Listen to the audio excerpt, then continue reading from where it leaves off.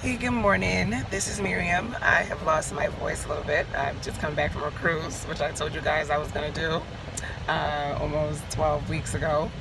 And I came back to a very interesting comment that I would like to talk about. A young lady, she was telling me that she's 3 weeks post myomectomy and is definitely recovering physically, but struggling emotionally with just getting back to life. And although definitely the recovery, you feel much better than you did before, there's an area that most people don't talk about with women who struggle with fibroids.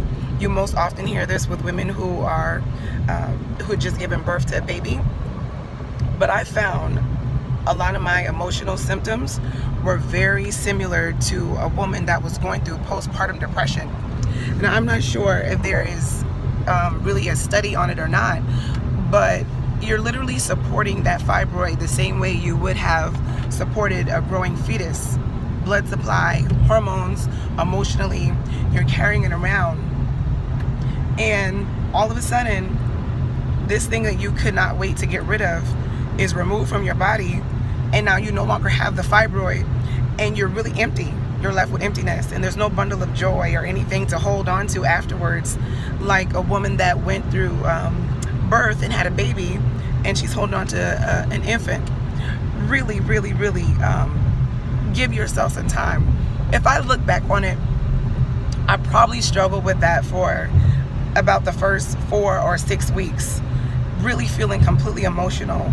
And I was terrified of wearing white.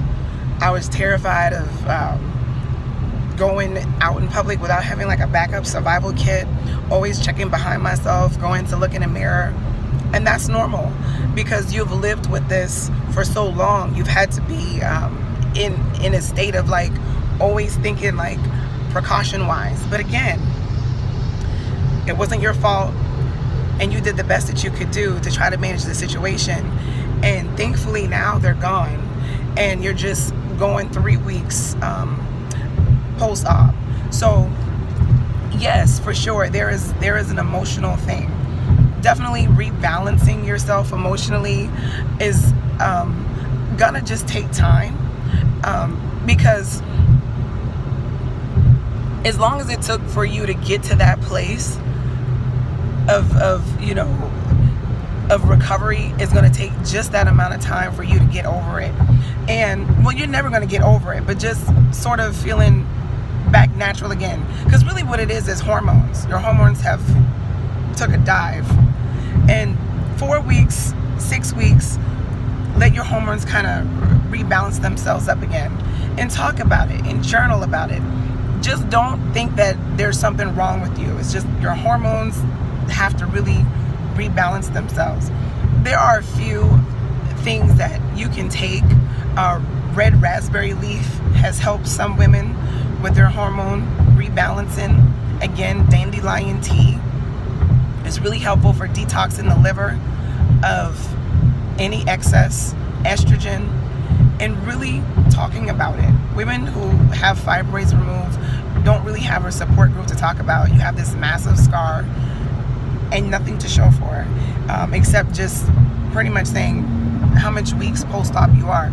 So I hope this is I hope this is helpful to you, just to let you know that that's normal, and you're probably going to be experiencing sort of like postpartum depression after having fibroid, but it's hormonal. And just like those women, surround yourself with some friends, family, a support group.